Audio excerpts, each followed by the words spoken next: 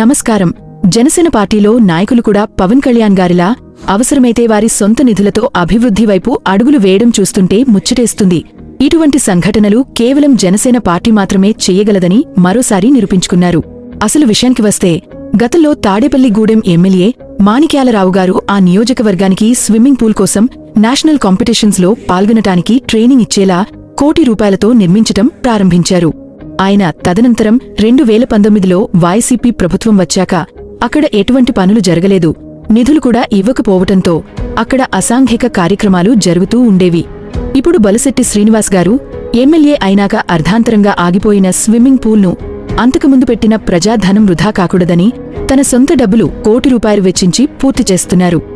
ఆ తర్వాత 2019లో ఏ గవర్నమెంట్ అయితే వచ్చిందో ఇక దీని మీద ఒక ₹1 కూడా ఇన్వెస్ట్ చేయకుండా పూర్తిగా దీన్ని అలా వదిలేయడం జరిగింది. వాళ్ళ గవర్నమెంట్ ఫండ్స్ కాబట్టి దీనికి వదిలేశారు.